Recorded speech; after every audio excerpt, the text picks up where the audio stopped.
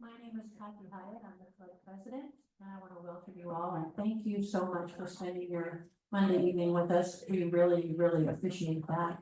I will now entertain a motion to approve the agenda. Susan moves. I second. Hannah seconds. Any objection to the agenda? All in favor? The agenda is approved. And we're going to move right to candidate comments. If you are a candidate running for office, please come on up.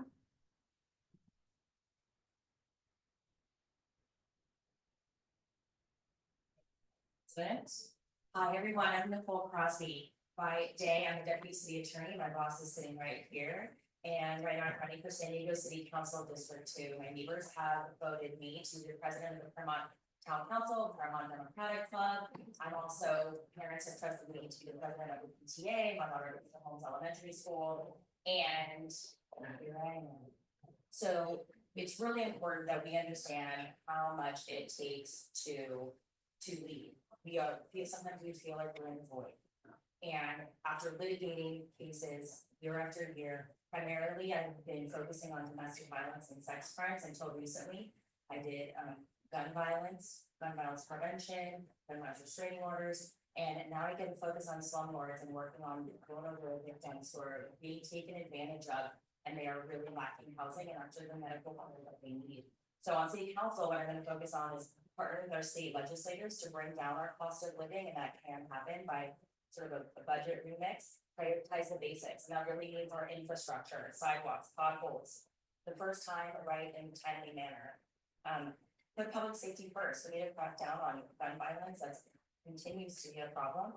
And work with my colleagues on council to find common sense solutions to our housing problems. We don't want to destroy our environment, and we want to make density that's appropriate and makes sense, and we're able to actually house people who need it. So I really look forward to questions, comments on another day. The poll for San Diego, and our launch is on Saturday, so feel free to go to the website for more details. Thank you, Nicole. And we will take the recommendation on the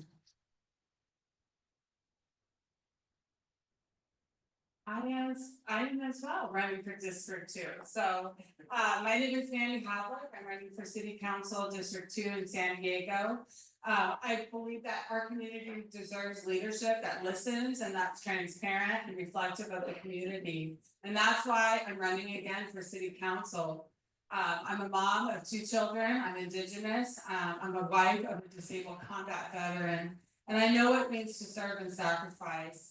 It would be a privilege to serve the community and really put a focus on the development strategies to become more sustainable and in line with the community's goals, but as well our streets. We've got a much needed investment into our Latham infrastructure. Those are some opportunities.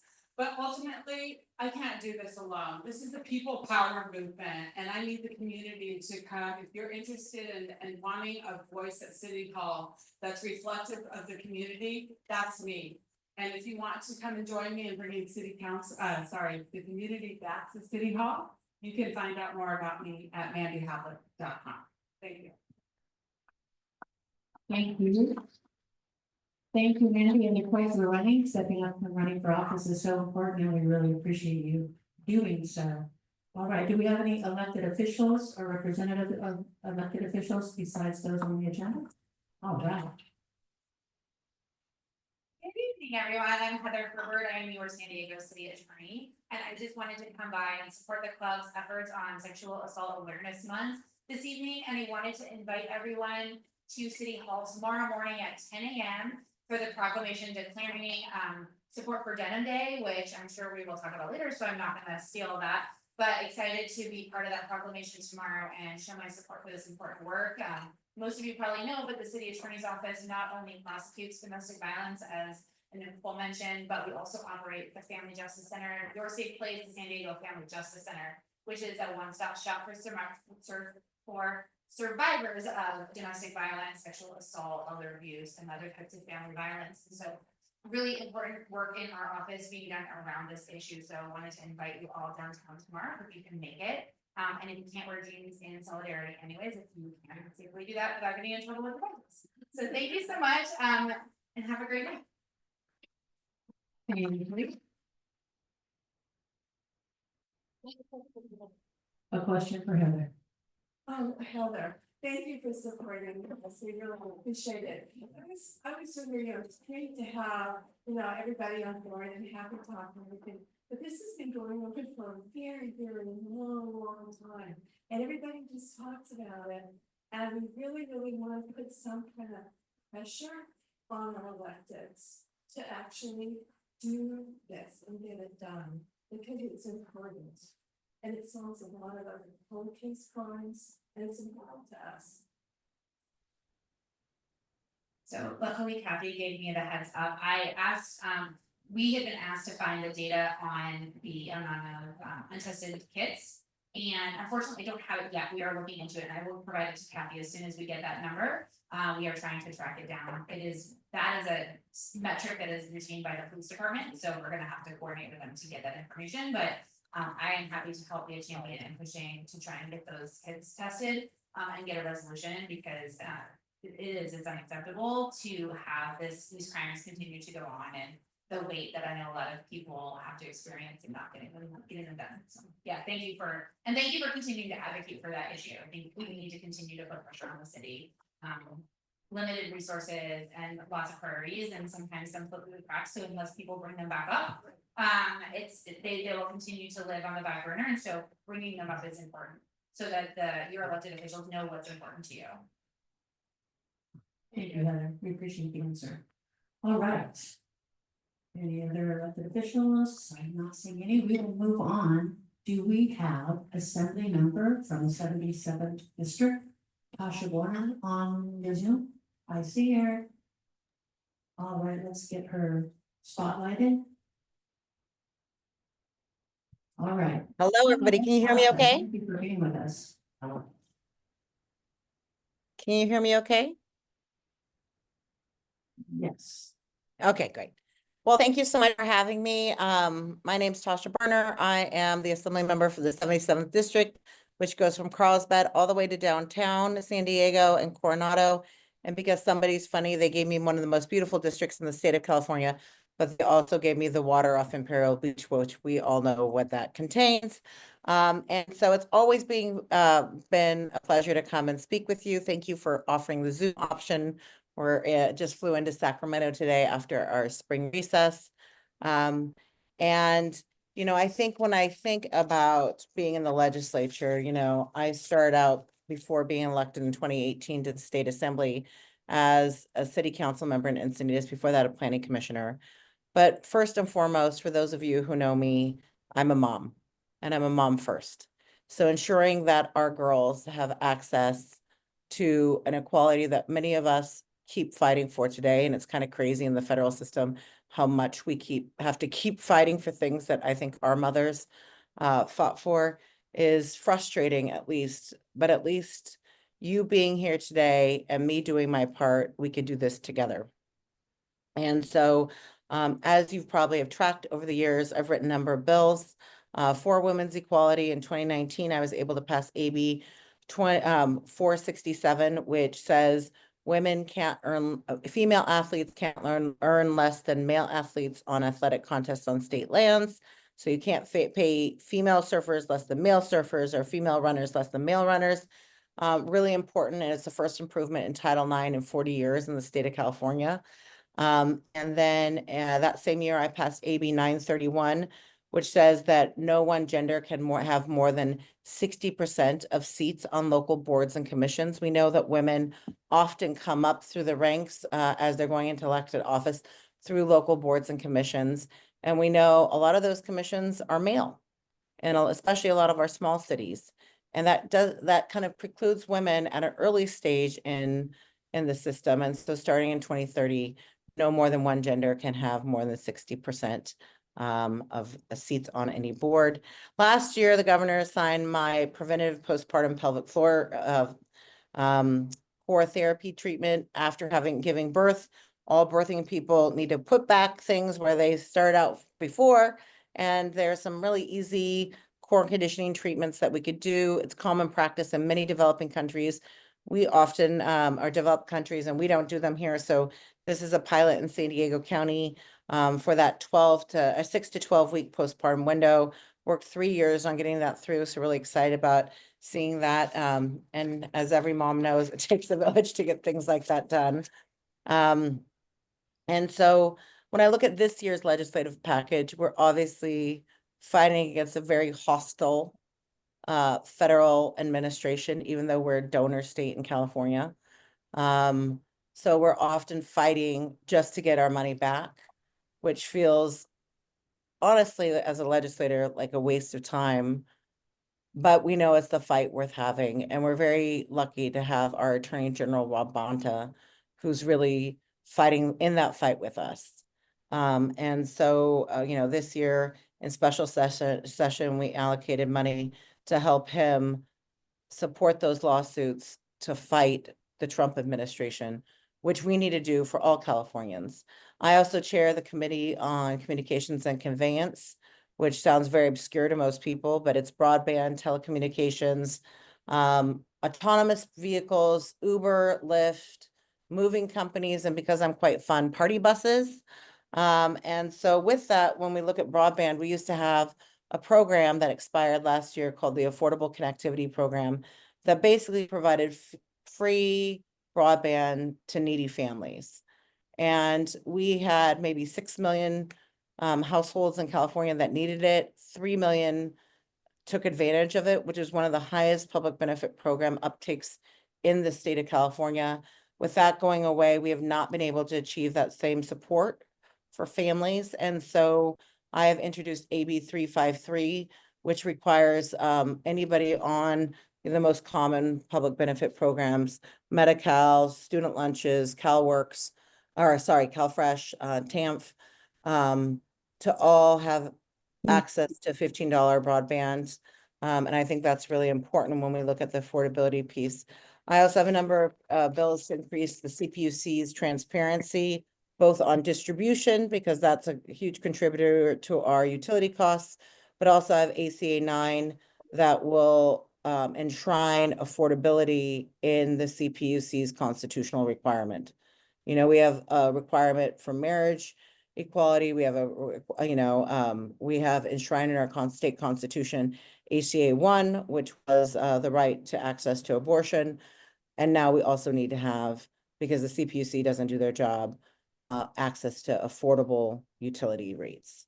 And so on the transparency accountability theme, I introduced also AB 87 to hold developers accountable to ensure that density bonus laws only apply to residential units, not hotel units.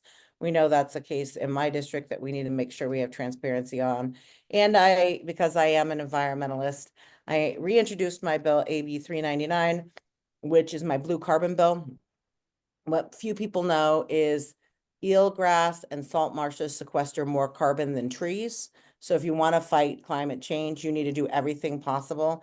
And this would allow the Coastal Commission to create blue carbon banks and to basically take what we did with the I-5 widening through Encinitas and the Santa Leo Lagoon. If you haven't gone up there, go up there. It's a gorgeous Saturday afternoon. And we want to make that the standard in the state. And so the big bill I have this year in the environmental space is AB 823.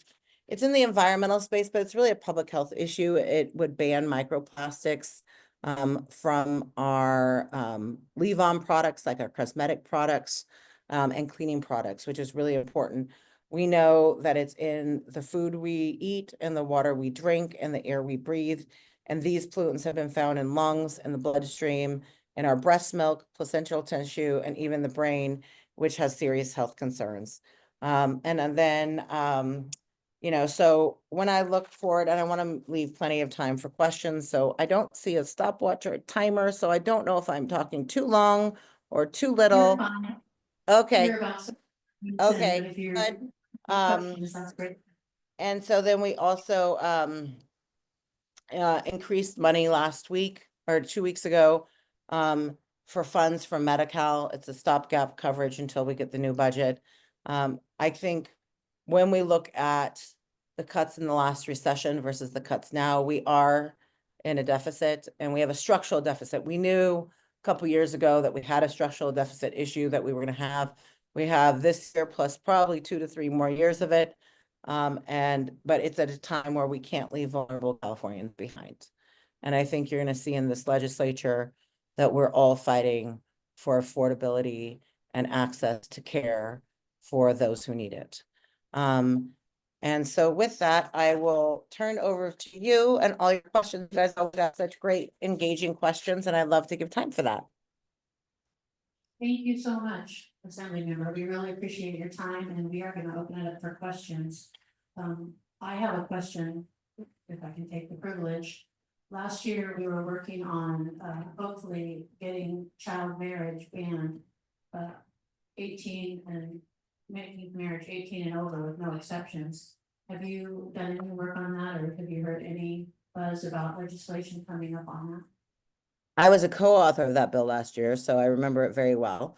I haven't heard of it being reintroduced this year, but if it was reintroduced in the Senate, we wouldn't, in the Assembly, we're still having our committee meetings in the Assembly, so I have not heard about it this year. And since I co-authored it last year, usually they would reach out and ask me to co-author again. So I don't know. We usually see a couple years breaks. I think Cotty Petrie Norris was the author last year, correct? Pardon me?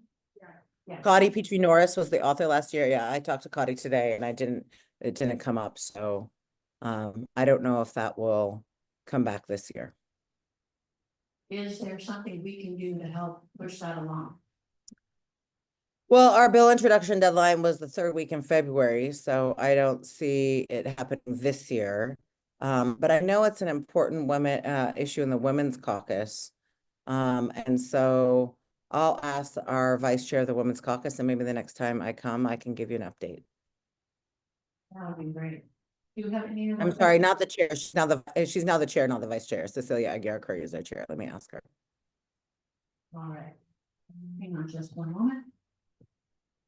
Good evening, Assemblymember. This is Lori Saldaña. Hi, Lori. Work on ratepayer justice. I know we've discussed this before. Any sense of AB 942 by Assemblymember Calderon that would cut in half people's contracts for solar energy? And what is leading the charge on trying to undermine solar energy in California? Yeah, well, that's a good question. The other, I have a lot of very vivid dreams. And so I remember waking up last week with a dream about about the false narrative around the cost shift around rooftop solar, which is a funny thing to dream about. It means I love my job and it's showing up in my dreams. But I think it's this narrative around the cost shift. The problem isn't the cost shift. The cost shift isn't real. The problem was we incentivized rooftop solar on single family homes and not on multifamily.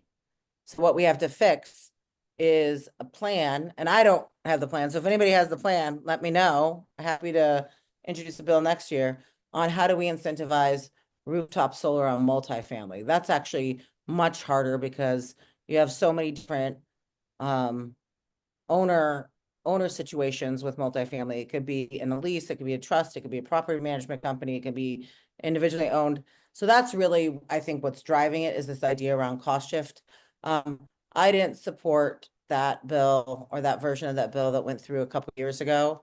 And so I haven't read the bill. I know it's going to come up, I want to say next week in Utilities and Energy, and I sit on that committee. And so my general thing is when people go into a contract, they have an expectation of returns. And it is that certainty is what government provides. When we offer something, even if we say overpriced solar several years ago, which we probably did overprice it at the beginning to encourage uptake, even if we did, people signed a contract, and to renege on that contract isn't the right approach.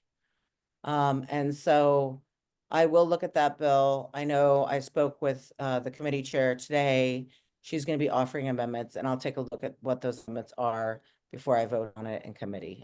It's probably a more procedural answer than you wanted, Lori, but generally speaking, I support rooftop solar.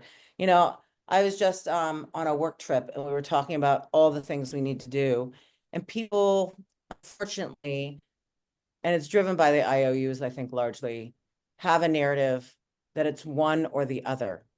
it's either industrial solar or rooftop solar. The reality is, to save our planet for our kids, we need an all of the above approach. We're gonna need distributed energy, distributed storage. We're gonna need offshore wind. We're gonna need hydro. We're gonna need geothermal. We're gonna need it all.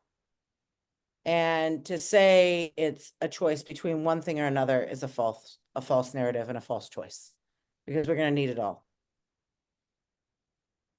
All right, any other questions? Hello, Assemblymember. My name is Susan Painato, and, I'm actually the co-founder of this club. And I just want to make you aware of a situation that was brought, to my attention. The ACLU recently had, a presentation for nonprofits.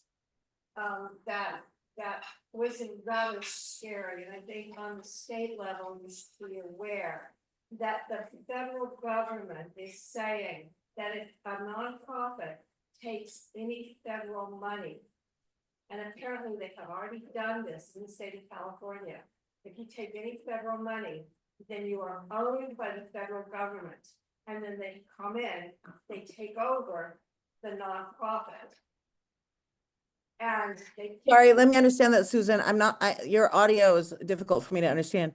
So if any nonprofit takes money, like in form of a grant from the federal government comes over and comes in and takes over the nonprofit? Yeah, and they have started to do this. They kicked them out of their buildings. They essentially are saying that they own that nonprofit and everything else in it. So I haven't heard that, and if they are doing that, then the ACLU should come to our offices and present a presentation, or to come to our caucus and present a presentation. We don't, just because they get a grant doesn't mean you have ownership in something. So, but this federal government does lots of crazy things that they're not allowed to do. And we just need to activate our Attorney General to protect Californians. I just want to make you aware of it. Thank you. Yeah, I haven't heard that. And I'm procedurally not understanding it. So if you could let whoever gave you the presentation know that maybe they can contact. I think Anna Ladenovich is either in the room or on the line somewhere. There's I'm Anna. here. There's Anna. She's my great staffer. Say hi. She's wonderful. Hello. So if you can send things to her, that's the best way to get them to me, Susan. I can put my contact information in the chat as well for everyone. My question is regarding e-bike safety. I want to Yes. thank you for sponsoring of the AB 2234 e-bike safety regulations specifically for adolescents. I was wanting to know, is there any other legislation in the pipeline that you've got with regards to e-bike? No, I'm the bike girl of the assembly or of the legislature, but I'm 52, so I guess I should call myself a bike mom or bike old lady. I don't know what I should call myself. I've written a lot of the e-bike laws that have been signed by the governor. So we have a $10 million e-bike voucher. The first round was gone within 24 hours. There's a second round that's going to come out. AB 2234 was a compromise. I wanted to be much farther reaching. I wanted anybody who didn't have a valid California driver's license to have an e-bike license. And because I think the biggest thing about e-bikes is they go so fast. And when young people don't know the rules of the road and they're getting licenses later, you know, not everybody has a parent like me that has taken my kids out and say, let's watch for the ingress and egress. And we talk about like which roads are safe at dinner time. Like not everybody does that. And so how do you teach that? So 2234 was a first start. And the truth is, as long as we have the current chair of transportation, we're not going to get anything more significant done, more significant on e-bikes, I think, done, which I think is unfortunate. But 2234, what you can do is advocate for your cities to pass the ordinance. So 2234, I wrote it myself, was constructed to be permissive. So cities may adopt an e-bike ordinance that will ban the use of e-bikes in under 12-year-olds, because the data shows that the greatest number of accidents and injuries happen in the under 12-year-old category. And so the earlier they get, should they have a bad accident, the earlier they get a traumatic brain injury, the more severe that injury will be. And so 2234 requires, though, that a city adopt the ordinance. So it's either San Diego, Carlsbad, anywhere in San Diego needs to adopt an ordinance to make that law. So that's where I would see, if you really cared about that issue, is to talk to your council members in whatever city you live in and ask them to pass an ordinance that would ban e-bikes under 12.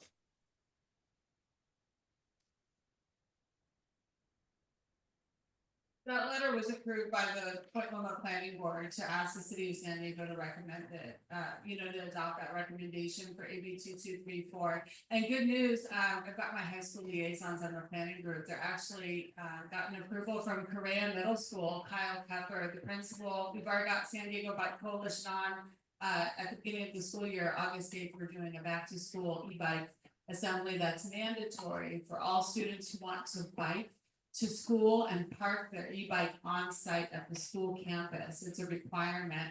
And it's just a way for them to help promote safety amongst those children. So thank you for. Yes, so what I've also done, I forgot about this, because this is now my 7th year and Lori will understand. I've passed a lot of bills that I forget about. I also did 1946 a couple years ago, which created a statewide e-bike safety program for the entire state. So everybody would have a common understanding of what the e-bike rules are. And we're working with a CHP to transform that into a test, because even though I have 2 teenagers, one of the things that I forgot is teenagers don't learn things unless they get tested on them. And so I'm seeing heads nod, you all know. And so 1946 isn't set up, it's set up as an educational model. It's not set up as a test.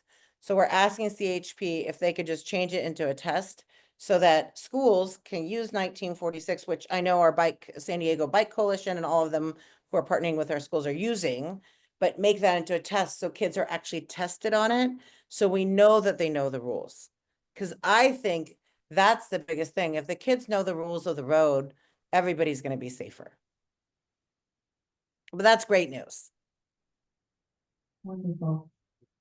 All right, so we thank you so much, Assemblymember Tasha Boerner, for being with us tonight. We're grateful for your work in Sacramento and we're grateful for the updates. Let's hear a hand for her. Thank you, guys. And I think you're going to hear from my great colleague, Chris Ward, next. All right, and now we have the Assembly member from District 78, my Assembly member, Chris Ward. Hang on 1 second, Chris, we can't hear you. Can we all hear each other? I can hear you, certainly. All right, now we've got you. Great to be with you. Thank you all so much for having us virtually. I wish I could be there in person, of course, but it was a big week last week. I had a lot of community meetings across the district as we had our spring recess. So nice to see the Democratic Women's Club of San Diego tonight. I hope you, for those of you that were able to make it, had a really good Roosevelt dinner as well. I certainly did. It was great to see a record turnout there and everybody very active for the work ahead of us. I wanted to see, just give me some context here. Did you want a couple of minutes and then some time for Q&A, or? That would be great. Okay, yeah, happy to give you kind of an overview, and I'm glad to know that you probably just talked with Assemblymember Boerner as well about just the year that we have walked into. It started off already with a lot on our plate, and then dealing with the LA wildfires, dealing with the Trump administration coming on board, and just the onslaught of executive orders hurting so many community members that we care deeply about. It's been unprecedented. But we've got our head on straight. I'm trying to stay calm and collected up here. I just finished up my last meeting for the day to be able to make the Zoom time with you. And certainly a lot of work cut out for us, not just on the policy front, both safeguarding Californians from any of the threats from the Trump administration, particularly the LGBT caucus, of which I'm the chair of, the legislative caucus here for this session, but also advancing on the progress that we've already made, because we have so much more work to do from California. And this isn't just a job where we should be playing defense all the time, but trying to be more aggressive and actually further and build upon some of the work that we've already won. Layered on top of the policy, our budget challenges that we have right now are staring right in front of us. And so we've got to make sure, just like last year when we were faced with a little bit of downward pressure in the state budget, that we are supporting and helping the safety nets that most Californians are relying on, and that we are trying to be able to not regress from on any of our ongoing and long-lived goals to make our climate initiatives actually reality, to be able to support our public education systems that are under continued threat and reductions from their revenues, to make sure that transportation networks, or including a lot of our transit districts, are well supported, that they don't fall off fiscal cliffs. So there's the magnitude of what we're facing right now is certainly daunting, but one that I'm pretty clear-headed on about voting the right way and prioritizing some of the right things.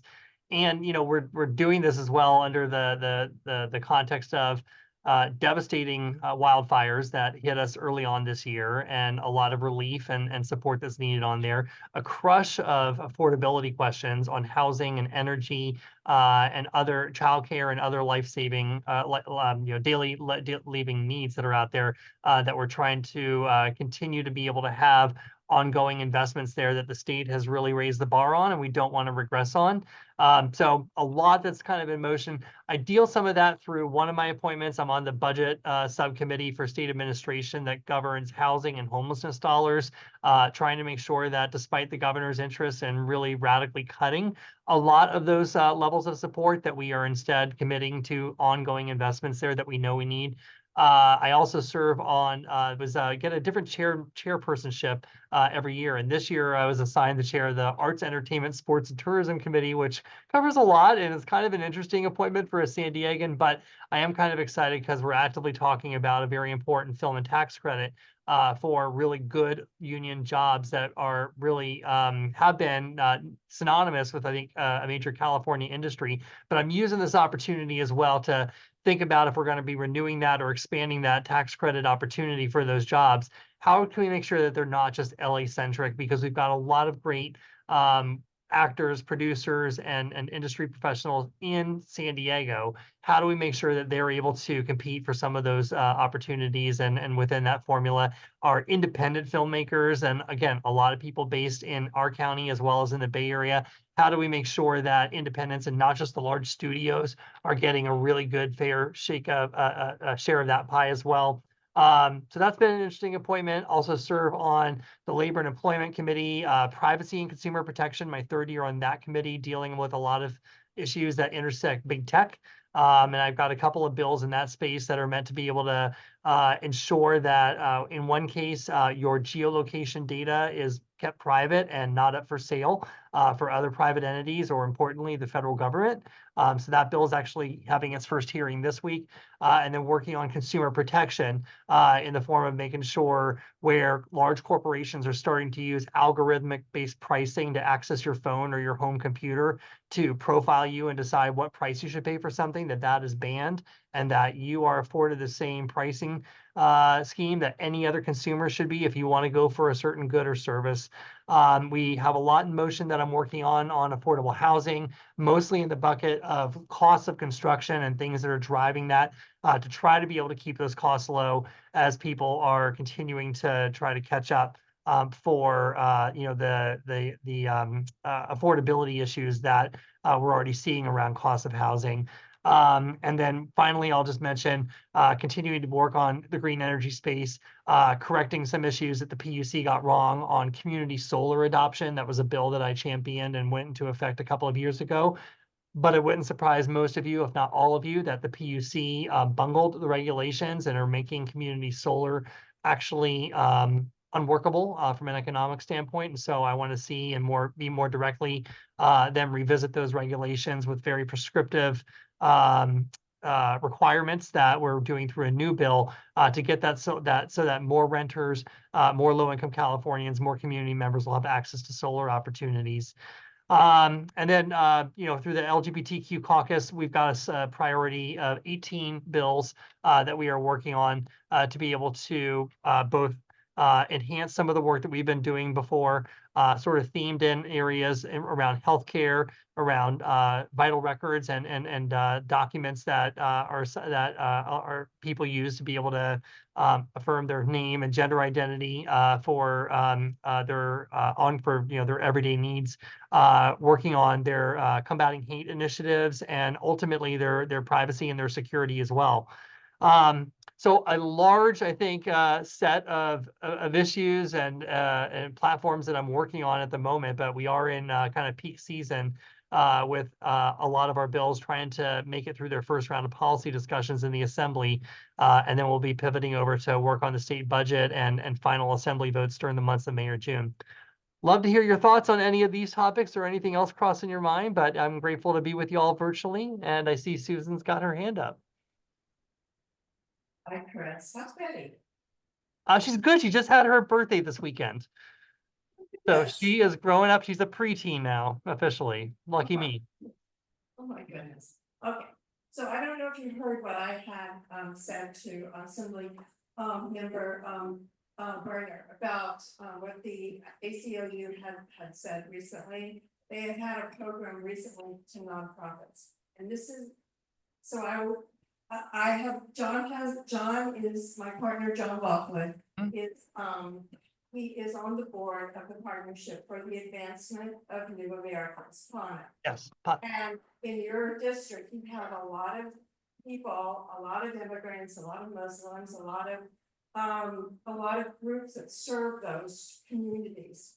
And so what the ACLU, the program they had recently, that they were alerting nonprofits that are taking federal money that the federal government has come in, and apparently this is in the state of California, has taken over the nonprofit, saying if you take federal money, then we owe you. And I want you to be aware that this is happening. Who on your staff can we get this information to? So my district director is Rachel Granadino, and I think Tiana Owens also is on this call, one of my senior field representatives as well. We'll be happy, Tiana can put that in the Zoom and make sure also that she's getting it to your leader, to Kathy and others so that you have that readily available. I'm well aware certainly of both the rescission of federal grants that are supporting a lot of our nonprofit activity and a lot of the conditions that many agencies are starting to send down, whether they are DEI, there's DEI content or other requirements that this extreme administration is imposing on our local interests, and is running afoul of organizations. And so you're definitely feeling like they're in control of an agenda. I'm grateful because we have had a stalwart champion and Attorney General Rob Bonta, who is fighting for our rights to these dollars and making sure where our state laws, the U.S. Constitution, or even congressional appropriation is violated, that we have the opportunity for legal recourse to recapture some of that. And I think it's going to be a fight. We know it's going to be a hard couple of years ahead of us, but we have a lot of resource available, both legislatively as well as through the Attorney General, to try to hold the line. We will get the information to you. Thank you. Hands up, anybody have comments or questions? It's okay if we already asked them to the previous assembly member, we can ask them again. I talked to them. Chris, I want to thank you as well. You were one of the co-sponsors of AB 2294 for the child rights bill last year, and I want to thank you. You gave me some really good advice on Saturday at the Roosevelt Dinner, just talking about that another strategy, if the assembly is not a great environment for it, is to potentially do it through the state senate. And so I want to thank you for that recommendation. Thank you for being here. Yeah, no, thank you. And yeah, and I'm sorry, I was happy to be a co-author of that bill the first time, and I'm glad that your advocacy and your leadership is there. I think it's the right policy to work on, of course. and sometimes for no good reason at all, things like awkwardly get tripped up in one house or the other. I had a bill that I authored twice, and it had to be able to support affordable housing developments, and I got it tripped up twice. Well, sorry, actually, I got it through the Assembly. It got tripped up in the Senate, and so this year I said, well, why doesn't a senator run the bill? Because maybe they'll be kinder if it's a senator bill. I don't care how the thing gets passed. I just want to think strategically about getting it passed, and I think that is now in motion with Senator Eloise Reyes leading the charge. And so sooner or later, we'll figure out pathways for these good ideas to become law. Yes, we really appreciate your work on that one. Do we have other questions for Assemblymember Ward? Anyone? He was so thorough in his summary. I think you've answered so many questions with what you've already said. So I want to thank you so very much for joining us tonight. We really appreciate your time. Thank you, everybody, and I'll see you around San Diego again soon, but keep doing the good fight. I'm there with you. Thank you. Thanks. All right. That was great. So just to recap, those are our state legislators. They work in Sacramento. You have a state senator and a state assembly member. So if you want to look those up, just go into Google and put "find my rep," and you'll be able to find your representatives, and you'll know which one of these folks represent you. And it's a very valuable tool. There's ways to contact them through their website, and you don't have to be shy about it. It's just an email. They're just an email away. All right, we are going to move on to April is Sexual Assault Awareness Month, and we are in April, and April 30th is Denim Day. So to talk to us about Sexual Assault Awareness Month and Denim Day, we have Lori Saldaña. And Lori has a big long title, which I don't want to misspeak about, so I'm going to let her introduce herself by her official title. I don't know if it's official, but I serve in the legislature. I chaired the Legislative Women's Caucus. I was Speaker Pro Tem when Karen Doss was the Speaker. Karen Doss was the first African-American woman to serve as a legislative speaker in the history of the country. So it was really a remarkable time to be able to serve with her. And today, if we could pull up the document, I want to, what I started 20 years ago and have continued ever since is working on clearing the backlog of untested sexual assault evidence kits in San Diego, which have been a very serious problem for many years. And the legislature has made some great strides in requiring through legislation that all law enforcement agencies start tracking these, because what do they tell us? They tell us the DNA of people who have offended, not only in that instance when they are actually the kid is being tested, but often in the cities that have cleared the backlog of tests, they identify people linked to other serious crimes, up to and including serial murderers in other states, even when it's put into the national database. So what's been happening in San Diego, if we go to the next slide there, is there's been a tremendous backlog of these kits. And 10 years, actually a little over 10 years ago, in 2014, the state of California did the first statewide audit to figure out just how serious is this problem. And they chose, I'm gonna go to the next slide. They didn't do the entire state, but they did choose San Diego, Sacramento, and Oakland, and look at those as representatives of other cities and jurisdictions. And what they found was that fewer than half of those kits were actually being processed and perpetrators being identified. And San Diego decided to stick with not testing all the kits, but the other two cities did wind up testing, changing their practice and clearing their kits. So the following year, in 2015, it was reported that the number of kits in San Diego, we go to the next slide, had actually increased. They were now estimating that nearly 3,000 of these kits, going back for many, many years, were untested. And there was a national organization, Joyful Heart Foundation. Anyone who's seen SVU with Marisa Hargitay, she has a national organization that looks at cities that have not been doing a good job testing these sexual assault evidence kits. And she singled out San Diego as one of the worst examples of cities that had a backlog. We go to the next slide and we can see that was 25 years. So that's like 100. And let me just remind you all that sexual assault is one of the most underreported crimes. So of these thousands of kids, they probably represent many, many more incidents of sexual assault in San Diego that weren't being investigated. And as a result of that audit, legislators were recommended that we set a deadline for these kids to be tested. And so in San Diego, they recognized that they had kids going back to the 1990s. Let's go to the next. In 2016, so I'm just kind of going chronologically now, year by year. The following year, the police department said it had about 2,400 kids that have not been tested, according to a KPBS report. I'm going to go through this quickly because there's someone else who I want to speak. In 2016, Alameda County, they used federal grant money to help clear their backlog of kids. San Diego Police Department, again, was adamant, we don't need to test all the kids. And the reasons behind that, when I would speak with prosecutors, was we know who did it. And I would say, you know, they did this one, but how many other crimes have they committed? That they may be pleading, they may be a plea deal because they don't want to investigate potentially other crimes. You need to test all the kids. So going on in 2016, from 2016 to 17, other major cities, Los Angeles, New York City, they got their backlog down to 0. San Diego stayed at thousands of kids.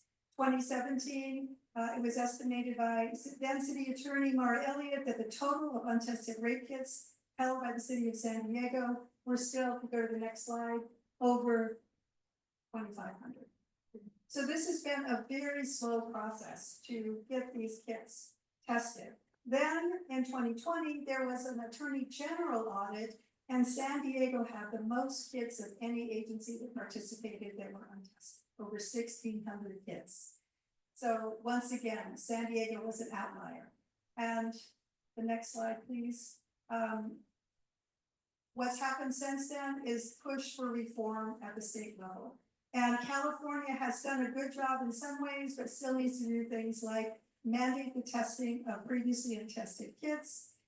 They have set limits on how long, how many days a kit can be in their possession before it's analyzed and uploaded to CODIS, the National DNA Information System. And also, they've given victims of these crimes more time to file complaints because often people are too young, they may not remember it, it may come back to them, or they may suffer some injuries later that they realize this is associated with the assault. Let's see. Next slide. A new bill, I was just discussing this with our city attorney, requires all law enforcement agencies and other medical facilities, crime labs, that they have to do an audit and an inventory of untested kits. That's not due for a couple more years. But we are going to be at City Council tomorrow. A group of us are going down when the proclamations are being read on Denim Day Sexual Assault Awareness Month and push for an audit to be released as quickly as possible. Because San Diego has really been an outlier. They've had many years to deal with this. We'd like to know how they're doing. So a couple more slides and I'm going to turn it over to someone to speak as a survivor. What happens when you go through? Oh, thank you, David has to sign for you to show us the audit. So what happens when someone goes through this experience? How do they collect the evidence? And then what happens as a follow-up to that? One thing the city of San Diego has done is created an app and people can log in and track the evidence as it goes through the process of being analyzed and tested. This is just all the different, one more slide, just to show all the sources of the information on the previous slides. As a researcher in another life, so I always like to make sure I put citations out for what I'm talking about. But now I want to turn it over to a survivor of a crime where this test was done and to speak a little bit about the experience that he had as a result of a sexual assault that occurred last year, and that's Latham Staples. So I will let him tell the story, and I'm very happy that he's willing to come here and speak. I think this is the first group of spoken to involved about this.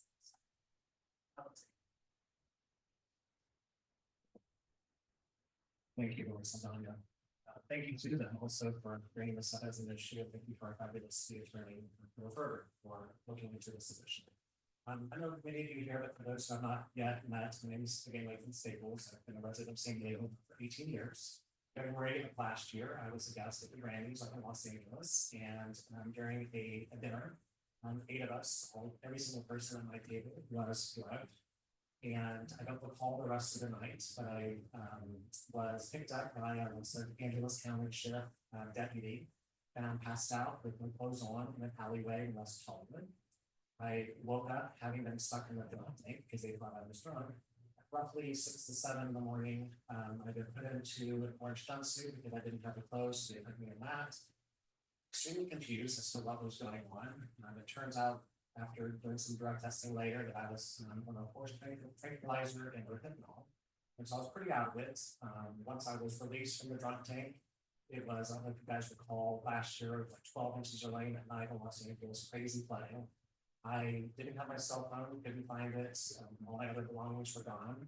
I knew where my hotel was, so I walked a mile and a half in a jumpsuit in the pouring down rain, kind of trying to get my whereabouts about me to find the friends that I was with. And every single person, I was actually the first one that was awake. They were still passed out, people on the living room floor, etc. But the reason why I'm here is I really want to talk about the process thereafter. The process itself is broken. I appreciate our city attorney looking into this. There was a case number that was given to me. The San Diego Police Department came out to my house because this occurred in Los Angeles, but because I'm a resident of San Diego, I was already in the car headed back to San Diego. I was crossing right next to Camp Pendleton when I made the call to 911. And so they said the San Diego Police Department would handle the case as a courtesy case and then transfer everything to the Los Angeles County Sheriff's Department for them to handle thereafter. Case number was given to me, and John, if you want to pull that the slide back up, it's the third to last slide where it showed the SAE kit kind of tracker. When I was at Palomar, Colorado Health, which is the healthcare facility in the state in the county of San Diego, the only one that can assist with the sexual assault testing. For the side note, if you're in South Bay or Imperial Beach, kind of out of the way for a lot of people to have to get to. But that police officer drove me up to Palomar, Colorado Health, and that exam took 3.5 hours. It's a very intrusive exam. The forensic nurse went across every single portion of my entire body with DNA swabs, taking probably 200, 300 photos. Kind of an embarrassing process to go through. The advocate that was assigned to me from the Family Justice Center, she stated to me that, you know, thank God we're in San Diego, we're on top of the testing. Obviously, I didn't know any of these facts, and it gave me some confidence. Thankfully, I don't remember any of the event itself, and I still don't, and it's probably a blessing. But I just thought, okay, great, you know, San Diego was on top of this, and figure out who this was.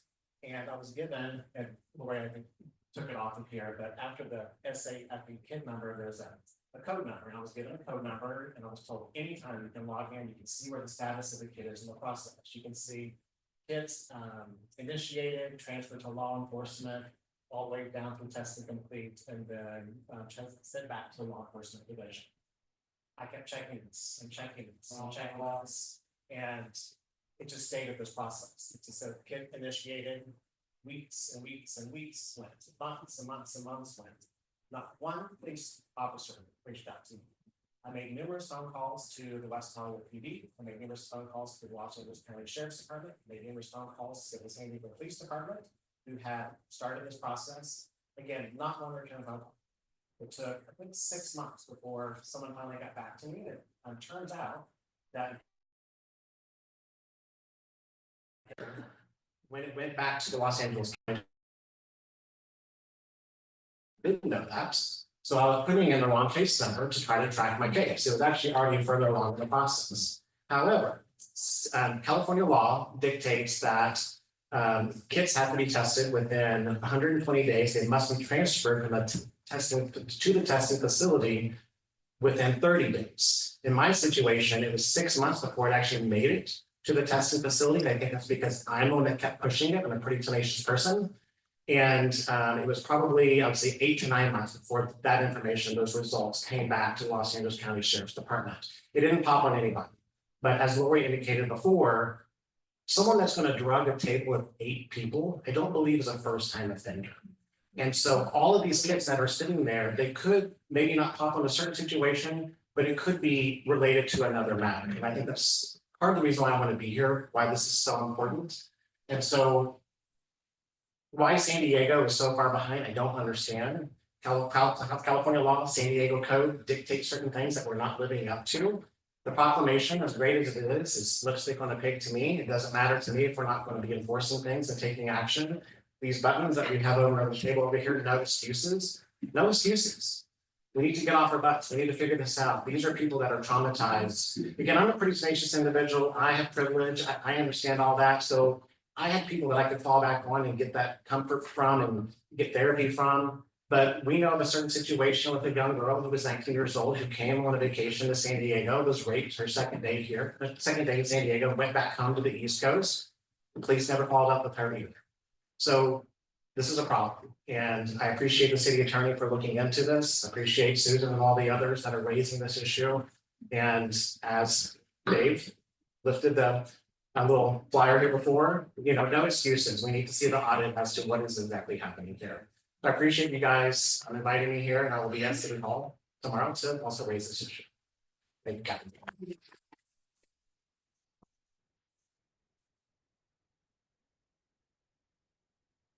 Latham's willing to take questions if anyone has a question for him. Who does? Patricia. We're just one mic short tonight, so I'm gonna be running around. Those of you who know about this more, would you let us know or comment on how much our individual emergency rooms, not doing their job, dragging their feet? I used to work in one, we're not a rape center, they should go someplace else. It doesn't compute. Thank you. Does anybody have information about?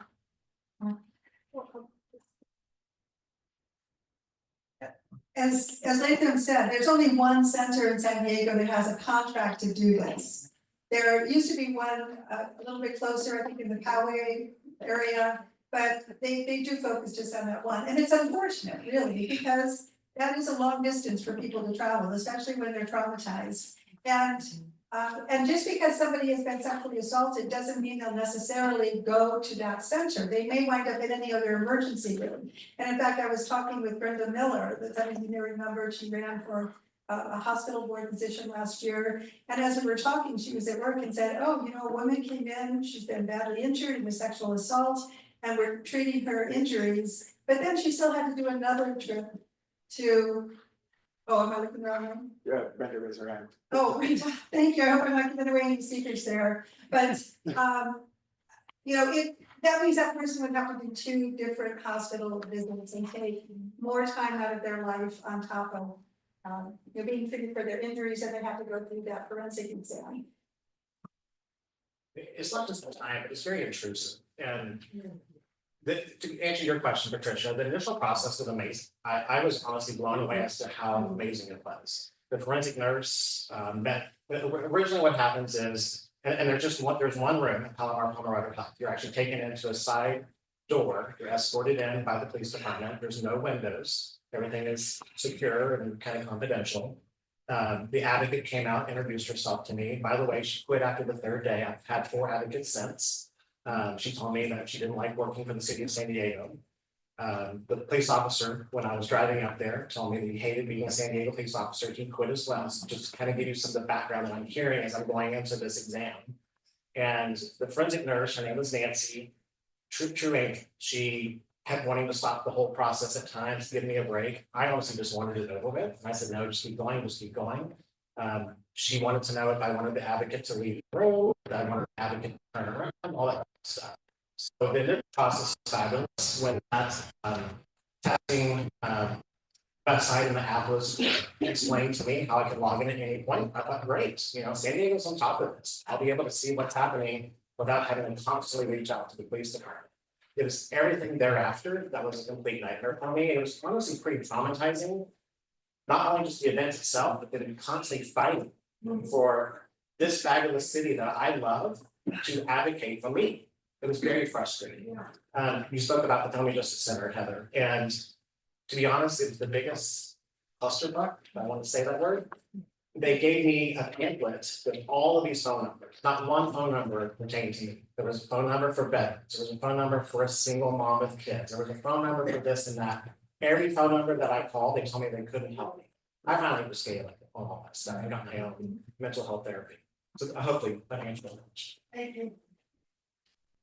We have Dr. Miller is on the Zoom. Did you want to add something, Dr. Miller? Well, someone just added some information that answered my question. But since I do want to share that that this is SART team is extremely confidential, and it does, yes, still exist at Poway Hospital, and that when people do come in, it is so confidential. The hospital doesn't know anything about it. We have nothing to do with it. They do not come through the emergency room. And the other day, we had an experience where a police officer was so extremely rude. He let a woman just go walk. He told her, she said that she could find her way back.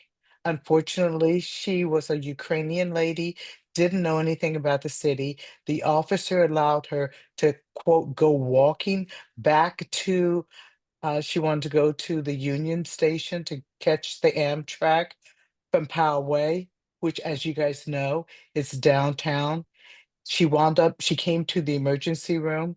We were so flustered, we didn't even want to talk to her. And because she told us where she came from, we saw on the security camera where she came from. And we were so, it is so such a private an experience that we called the police officer. We reported it to his sergeant, and he was supposed to come back and pick her up. That officer called me, and he was the most rude person in the world, and he literally said that she said she was going to walk to the Amtrak, and he was not going to come back and get her. We eventually Ubered her down to the Amtrak, but we truly respect that SART team and respect their privacy. That if they don't come through the emergency room, we have nothing to do with the SART team. So it is an event that we know is very traumatizing. So just wanted to share that with you. Thank you so much, Dr. Miller, and thank you for your work as well. Do we have any other hands? I received a call earlier this year from a friend who'd been contacted by a woman in Italy who had been sexually assaulted in San Diego. She had come here over the holidays.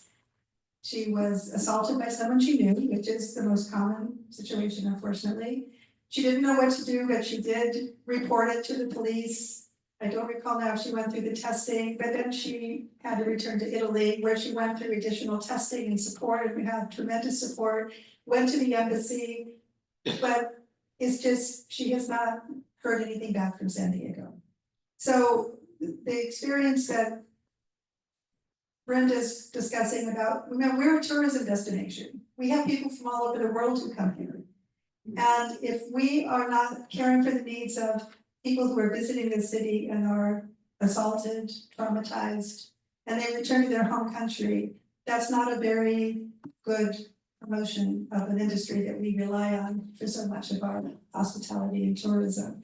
And it's a poor reflection again of our following up and supporting survivors of these crimes. So people who come here from other countries, they're already confused by the process. And I think the city of San Diego really needs to take that into account when they're trying to improve their services and dealing with all survivors, but especially those who are maybe here on a temporary basis. And if you are an immigrant to this country and you are assaulted or a witness to a crime, you are protected from deportation. You cannot, and Heather, I saw you nod, but you are not allowed to be deported while you're part in the process, in the legal process. Is that a simple way to put that? So, so it is something, because if somebody is too afraid to report a crime because they're afraid they'll be deported, that makes our communities less safe.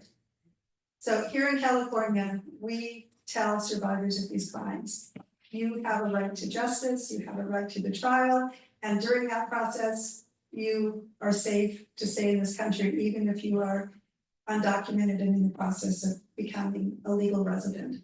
So if that right is taken away, it doesn't make it safer for anyone. All right, well, let's thank, we have another hand.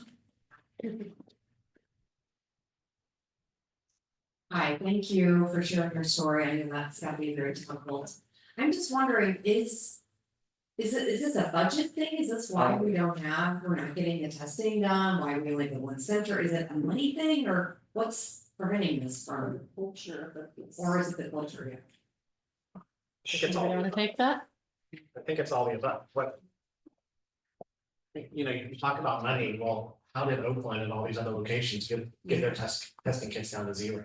So it shows me that it's not a focus of San Diego. When I spoke at the public safety committee meeting at City Hall, it wasn't even 30 minutes. I had lieutenants, I had all these people calling me and reaching out, just flabbergasted that I was talking about this publicly. They wanted to assist me.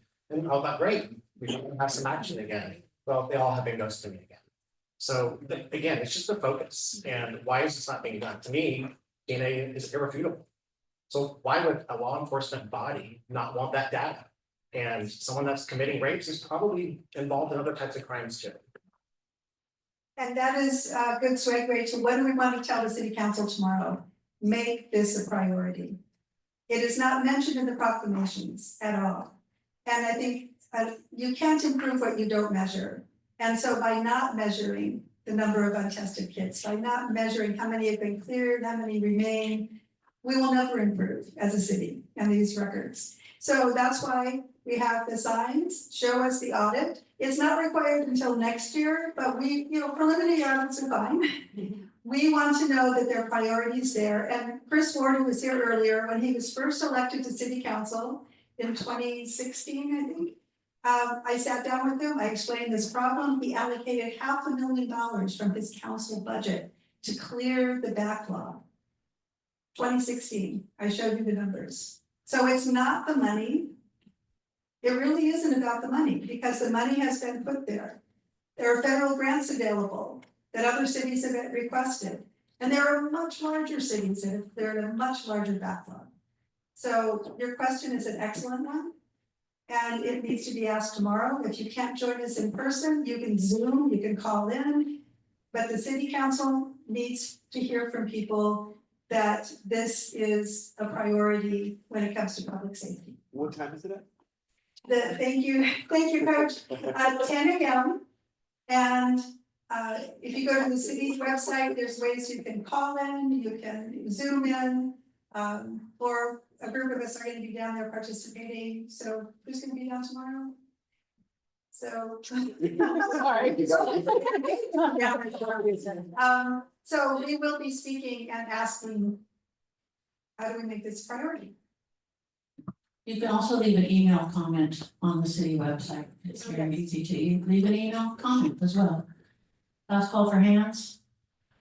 All right. The address is 202 C Street. 202 C Street, City Hall. 12th floor. Maybe we can pull the agenda up and send to the other for the agenda. And let's thank Latham.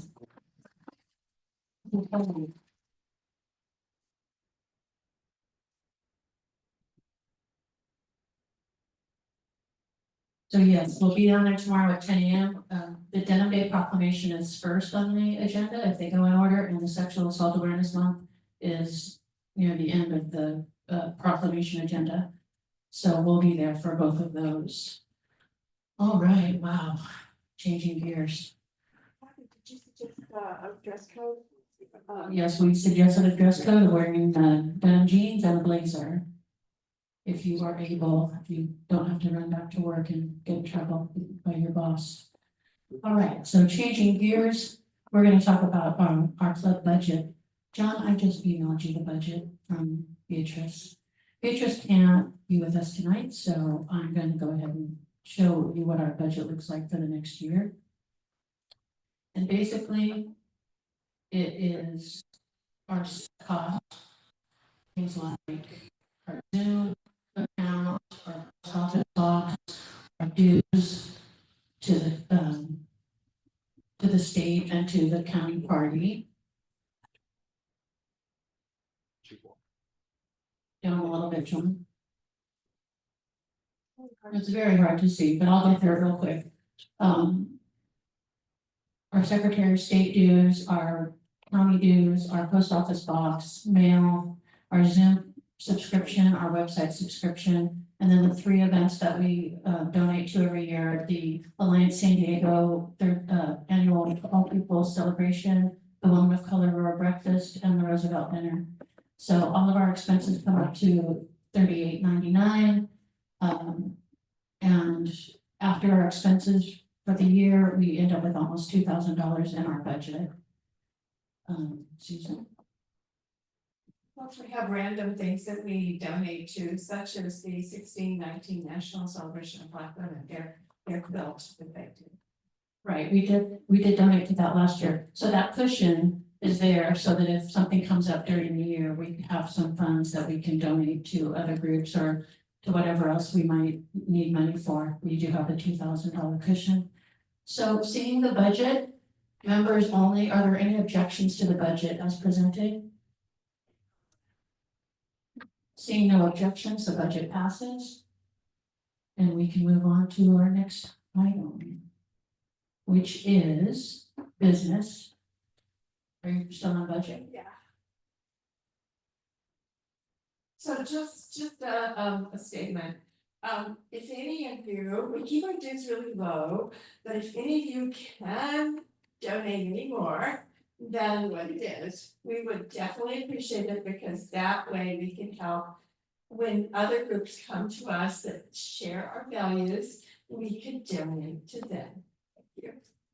And many of you have donated at a higher level, and we really appreciate that. There's a QR code is on the table if you ever feel inclined to do so. Moving on to business, unfinished business. I have a piece of unfinished business. We had a Board of Supervisors race, and we had 3 Democratic candidates. We rated 2 of them acceptable. Now that we've had the primary, we know that 1 Democrat has moved forward, and I would like to endorse that candidate. So I would need a motion to consider endorsing Paloma Aguirre. We could do that at the next meeting if I get a motion for that, please. Any motions? A second, please. All right, we've got a motion and a second. So next month, we will consider endorsing Paloma Aguirre for Board of Supervisors. She is the only Democrat that's currently in the race at this time. All right. Any other unfinished business? Any new business? All right, we'll move on to officer's report. I will go first, since we just talked about Denim Day. We are having a Denim Day event from 5 to 7 at Mujeres Brew House. That is down in Barrio Logan area. It's a woman-owned brewery, and it's a great place. It's outdoors. It's all ages. There'll be food and drink available for purchase. And we're gonna have an open mic for survivors to speak and share their stories. We hope you can all join us. That's Wednesday, April 30th, from 5 to 7 at Mujeres Brew House. And we'll all be wearing our denim because that is the actual Denim Day. So I hope we see you then, and we will be emailing you about that. We've already talked about tomorrow. I'm gonna go ahead and give Beatrice the treasurer's report. There's $26.94 in our bank account right now. Membership, how many members do we have, Pat? I forgot to check before I left. Uh-oh. Do you know what the last number was? It was 103. Yeah. All right, thank you. We're gonna go to our vice presidents. Susan? I don't know much to say, but we do have 16 members on, 16 people on Zoom. So, that's pretty big too, so. I think we're one of the only clubs that actually has, both an active Zoom, and an interior meeting, an actual in-person meeting. And I also want to bring everyone's attention to the fact that we are, as far as I know, still the only club in San Diego County that has its own app. Thanks, and you can get it from either Google, the Google Store, or the Apple Store. And remember that, Democrat and woman club is similar. Story for another day, but we have to make show up and also show up. Yes. We love our tech team. Thank you all so much. So if you're searching for the app, it's DWC-SD. Search your Apple Store or wherever you get your apps, and you can download our app for free. Secretary, you have anything to report? All right. We've got Elise Pipkin-Allen. She's our Director of Community Relationships. Do you have anything to report, Elise, if you're on the call? Maybe Elise stepped away from the computer. All right, let me know if she pops back up. Okay, we are on to announcements. Anybody have announcements for the good of the cause? Without Michelle Krug here, I don't know what to do. Really, no announcements? I can report, for Michelle that. I can report for Michelle that strike, against Kaiser by the mental health workers is still ongoing since October 26th or 21st, but it's, not resolving and very problematic. They're out there walking, Monday through Wednesday at Claremont Mesa and, Broken Road. Thank you. All right, any more announcements? Okay, we've got tomorrow morning at City Hall, 10 a.m. We've got Denim Day, April 30th at 5 p.m. at New Harris Brew House. And if there are no further announcements, we've reached the end of our agenda and I call the meeting adjourned. Thank you all so much for coming. All right, thank you.